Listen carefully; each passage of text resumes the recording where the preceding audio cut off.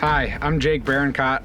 I'm up in Wisconsin and we're preparing for cold weather to come in. So today I'm just gonna go through, what's at the front of my mind when I'm thinking about bringing my dogs out in the winter, training them in the winter, and how to stay safe throughout the winter. Of course, with winter, not only comes the cold temps, but up here it comes with snow, ice, and a lot of other weather that can affect not only how you train, but how safely you can be out there in training. So there's kind of two things I'm thinking about when I'm gonna train, right? I'm thinking about getting to the training and then actually training. So getting there, right? I'm gonna be loading my dogs into kennels. I gotta transport them. And obviously the driving itself is dangerous, so make sure you're driving in smart weather. But the dogs are gonna be exposed to the elements if you just throw them in the back of a kennel, right? So I'm gonna look at getting covers for my kennels. I personally have gunners, so I have the all-weather kit and the cold weather kit, but for any other kennels, Mud River, and there's a bunch of good kennel covers out there. Make sure you grab one of those to keep your dog warm. If it's insanely cold, you might want to think about bringing the dog into your cab. People think cold, it's all relative to a dog, right? So if you have an outdoor dog living in Wisconsin, their coat's gonna grow and they're gonna be used to the cold, and it's not gonna be as big of a deal. Where if you keep your dog in your house with you, this little nugget sometimes sleeps under the blankets, right?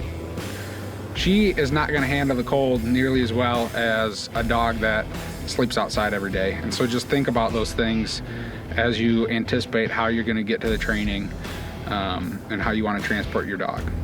So when you decide you're gonna get out and go train in the elements, you wanna think about what gear you can use to keep these guys safe, warm, etc. If you have it in your head that you're gonna run water, I personally don't run water in the winter for training reasons. I want the dogs to have a good association and not that cold, shocking association with water. But if you have it in your head in training you need to, or even in the field, look at vests. They make some great neoprene dog vests out there. Make sure they're tight, make sure they fit well. You don't want any chafing in the armpits. You can cut them to size.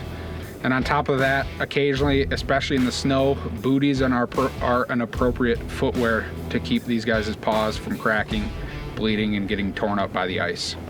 Up here in Wisconsin, we specifically have to deal with ice quite a bit later in our season, and if you want to train through the winter and even early spring.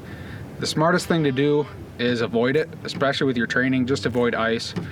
Hunting is a little bit different. You can't always avoid ice. You get put in different situations because not everything's ideal, right? It's hunting. And so things to think about is put your dog in a good situation. Don't put your dog somewhere where they get out in the ice and you can't get out to them if you need to. Make good choices. You know your dog, you know yourself, you know the area that you're hunting, and just take all that information in to make a good choice.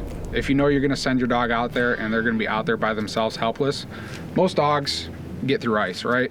It's really not a problem. They can get up and over it. What I would be more worried about is that your dog falls through the ice and gets under it, and you're kind of SOL. So essentially, it boils down to you know your dog, make good choices, and don't put yourself in situations that are, extraordinarily risky. So besides ice, another element we have to deal with up here is snow. It's December, oddly enough, it's a nice warm day. We don't have it today. But if you're out there in the snow, you want to make sure you look for obstructions and things that could cause your dog harm if they run across them.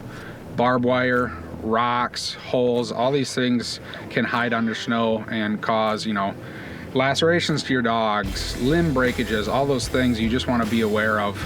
Maybe it's a good idea not to train at a completely new place if you're training through a foot or more of snow. Just, again, smart choices, and don't put your dog in a situation that could hurt them.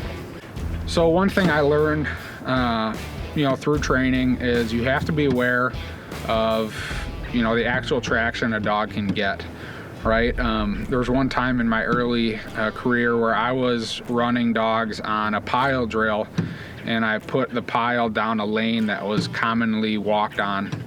Through the temperature rises, hot, cold, that became a sheet of ice. And I quickly realized that if I kept sending dogs out to this pile, I was gonna end up with some torn ligaments or cruciates. And so think about those things too. Think about the traction that a dog has.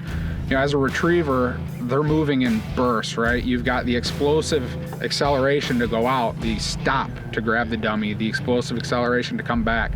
Those are all areas where your dog needs that traction, and if they don't have it, you know, it can end up in a bad situation. So think about those things. Think about their paws, right? If you're running a dog on snow that's crusted and frozen, that can be pretty rough, right? So you don't want your dogs running out there and just tearing their paws. It's almost like sandpaper.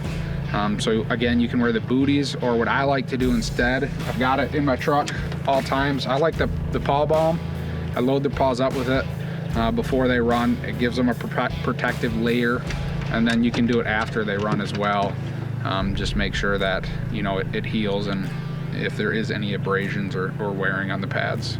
One thing I think a lot of people forget about is hydration. It's kind of like, I'll give you an analogy, you know, when you're swimming, you don't realize you're sweating, you're not overly hot, all that. Well, when your dog's out in the winter working, they might not be coming back to you panting or looking overly exerted, but your dog's still, you know, exerting themselves just like they would be in the summer.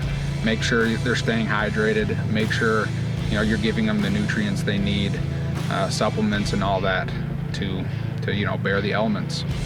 At the end of the day, really all of this boils down to, you know, you and making good judgment calls with your dogs, right? They're your dogs, you know them, you know how to read them, right? I know when these guys or my other dogs are going to be at their limits of being too cold, overworked in the snow. Just read your dog, and at the end of the day, use that to make your judgment calls. Know the area that you're training, know the grounds, and put all that together so you're not putting your dog in a bad situation. Don't use winter as an excuse not to train, but just think about those things, right? If we were up in Wisconsin and we couldn't train through December till March, you know, our kind of winter, that's almost a quarter of the year that we'd be out. So what we do instead is think through, you know, the situations, the types of trainings, the drills that we're going to even do, and make sure we're out there being safe, right? Because ultimately, you know, these guys are not cheap when you got to take them to the vet, and we love them, and so we don't want to put them in harm's way.